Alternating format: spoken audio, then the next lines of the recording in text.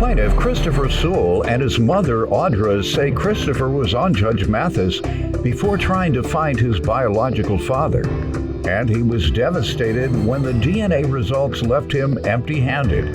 However, after the case, Audra confessed that the defendant may be his father, so he's back for another DNA test.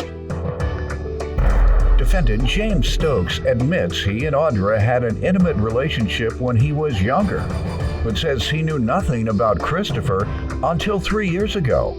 James is eager to find out the results of the DNA test today. We are here to determine paternity, and I'm glad you all have come here. We're glad to be able to come together and provide that confirmation one way or the other. Give me some background on why we're here today. Okay, thank you. I actually was on the show before with a young lady that I thought was my sister, and it turned out that she wasn't my sister, and that was a very hard episode for me, dealing with the information that she wasn't my sister. All my life, I've been looking for my father. I didn't know who my biological father was. I was raised with my mother and my two little sisters, and I thought that their father was my father at first, just growing up, because he was in the house. And after him and my mom separated, and he started to spend time with his daughters and not me. What age? How old were you? I had to be like 5. Okay. Around that time. Mm-hmm. And so that's when I kind of first realized, okay, that's not my father. So when I, maybe about 6 or 7, I have a memory of going to the courthouse and them doing a cotton swab, but I didn't really understand like what was going on. And then my mother told me that another gentleman was my father and that this is why they did it. But then after those results came out, he wasn't my father as well. So it was like just another heartbreak. So after that, I grew older, became an adult. I found out I had a son, and I went through a custody battle with my son's mother because she was claiming that I wasn't the father, and I believed that I was the father, and I just knew how much not having a father around for me hurt me, and the whole confusion of who's the father hurt me as a child. So I wanted to solve that right away in my son's life. So I was working with this organization in my community. They was helping me, take fatherhood classes and training and helping me through the court process, and come to find out he was my son. And I started, taking care of him and getting custody and placement and doing things with him. And eventually, through the course of that work, they had awarded me the Father of the Year award from everything I was doing working with them. Okay. Well, let me say this. Congratulations and thank you for doing the work that you've done to become a father. Plaintiff Christopher Sewell and his mother Audra believe the defendant may be Christopher's biological father, so he petitioned the court for a paternity test. It's been my observation, and some sociologists/psychologists believe or say that people who go through childhood adversity with their parents, for example, there's so many children who were victims of parental negligence, in particular, or abuse for drug addiction, particularly with the crack cocaine epidemic, and now the opioid epidemic. And the children either go one way or the other, kind of extreme, or the other. Either they follow into the parents' footsteps and become drug addicts or even gangsters, street guys. Their daddy was a big dope man, so I'm gonna be a big dope man. Or they do like you do. They go the extreme opposite and say, because I didn't have a father, I don't want my children to be like this. I want to fight for my child. And men are not known to fight for their children, but there are many like you that do. So I congratulate you. And it probably started with you finding out who you were. Until you know yourself and you know your history, you don't really have an understanding of who you are and how society has affected who you are. And when I say that, some folks might say, well, where is he getting this from? I'm getting it from your neck, where you had the continent of Africa on there. Right. And we know that we don't know our ancestors. And what we do know is a horrible experience for our ancestors who were stripped away and their families were broken up. And so the legacy and the vestiges continue for hundreds of years before you break that yoke. Slavery was 300 years.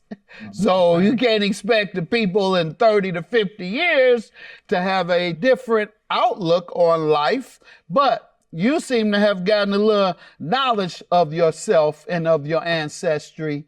And so that's one of the reasons, in addition to you not wanting to suffer the same plight or want your kids to suffer the same plight as you, that you are interested in being a responsible father. So I'm going to make that observation, because people just think that after slavery and the horrendous conditions in which we live and the current racism, that we're just supposed to be able to just pop back. And everything that happened to my grandmother and my great-grandmother and my great-great and grandfather and great-grand, that doesn't affect me. That had zero effect. Where does it stop? Your father, does it ever? So my point being, I'm proud that you have made that effort with your children. And how did you come to believe that Mr. Stokes was your dad, or who came to believe that? Well, after winning that award, I was talking to my mother about just the struggles of dealing with my son's mother, and just like, how could a woman do something like this? And, this is crazy. And my mother, burst out in tears and was saying like, I did the same thing with you. And I we had a moment, and we had to really work on our relationship and have some honest conversations and deal with stuff. And I started working with the same organization that had helped me, and I'm working with other fathers. So as I'm doing this kind of healing work in the community and healing with my mother, I decided to, take one of those tests, a DNA test type thing, to kind of see maybe where I might have some luck, especially after the last episode that I came on your show and I didn't have any luck, to see if I could have some luck. And I started to see some matches with Mr. Stokes' other relatives. And my mother was saying that it was kind of bringing back to her memory some of these connections. And we reached out to Mr. Stokes, and he was confirming that, yeah, these are my relatives, but we really didn't have enough to kind of know for sure if he was my father. Well, let me get some background for Mr. Stokes. Sir, why don't you give me some background on yourself? What do you know about yourself? You look like your jury says. Africa. Oh, you got Africa too? Well, that's yes, your son. All right. There you go. You have the knowledge of yourself and your ancestors. Plaintiff Christopher Sewell and his mother Audra believe the defendant may be Christopher's biological father. So he petitioned the court for a paternity test. So go ahead. I come from a very large, tight-knit family on both sides of my mother and my father. And I have myself been through multiple times of this situation with paternities and children. As growing up, What you mean? Everybody's saying that you their father? What you mean you did that multiple times? How many people claiming that you were their father? Why you get all these people approaching you? Well, Daddy? I was in the military, and the only thing I really did was I was interested in... Colin Powell was in the military too. He's one of the greatest leaders of our people of our time. Go ahead. Don't put it on the military. Well, growing up, that was my thing, either sports or girls. It wasn't much else that I was interested in. And and you didn't get anywhere with either of them. No. You didn't play no pro sports. Nah. And I promise you ain't been married. I've been married. I was married for 20 years. You were married. Okay. Yeah, we just got a divorce last week. Like I said. No, I'm just kidding. All right. And so that's the life you lived when you were younger. Yes, sir. And have you had any children over the years that you know are the results of your unprotected playing around? I have two that were from my unprotected playing around, and I have two from my wife. All right. And I confirmed those two, and I went to court, paid the child support, and to made get sure that they were around my family. Good. And I believe I'm a good father, but I ain't never heard nobody say I'm a good husband, no. You heard people say that? Once or twice. All right. I think Linda might have told me that once. Or she might have said that to impress her friends. I might have just been around. And then when she left, she said, that dirty son of a You won't do nothing around this house. Got me doing everything. He's sitting up watching ESPN and CNN, and I can't even watch my stories or my housewives. He dominates the TV. All right, so that's the only complaints I might get. All right, and I'm so glad to clarify that you are a responsible father, and that's why we're here today. Give me some background on your understanding and the history that might have resulted in Christopher being your son.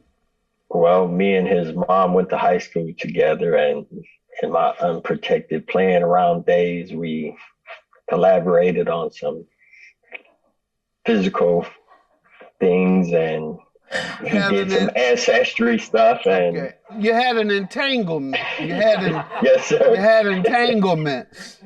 Yes, all sir. right. You collaborate, but how about some plain old sex? Whatever happened to that? All right. So in your collaboration, you may have had a child, and so tell me what happened. Did you all lose touch, and did you know she was pregnant? What happened? Tell me. I personally didn't know. I went back in further deeper into the military, and I'm not sure what happened with her and things that were going on in her life. And when I came back home, we ran across each other. We just sort of chit-chatted as, being schoolmates and classmates. We never even got into the topic of her having a child or me having children. And really? She reached out to me one day and said, hey, I need to talk to you. And we went through that, and me and Chris talked. And went through what? She said the conversation that I may be the father of her child. When? What year was that? Like 3 years ago. Okay. And she just called you out of the blue? Yes, sir. Thanksgiving. Did you ask why you just now calling me? Not really. You didn't want to turn it negative. Yeah, I did. I didn't really want to. And so what happened with you and Christopher after she told you that? We talked, but then at the time I was going through with someone else about the same thing. And I'm like, man, I really, me and Chris sort of bumped heads, and we put it on pause, and then he reached out to me again, and I was still a little abrasive about the whole situation. Then I changed my mind. I was like, yeah, man, let's meet up. Let's figure it out and go from there, because I'm really not. How far can you go back with your ancestors? To the 1600s. Wow. Whoa! How far do you all go back with your ancestry? Well, if James is my dad, then I go back to the 1600s. That's right. That's right. That's right. There we have it. All right. What else you want to tell me about Christopher? Any other discussions? I mean, like I told Chris, he wanted a family. My family is like the mafia. Once you in, you in. Ain't no getting out. Whether you are or not, you in. Ain't no getting out. Well, you better hope this is your dad, because think you want to get out the mob? Nah. Well, okay, I don't know if you want to get out or not. Tune in tomorrow when Judge Mathis will reveal the results of today's paternity test.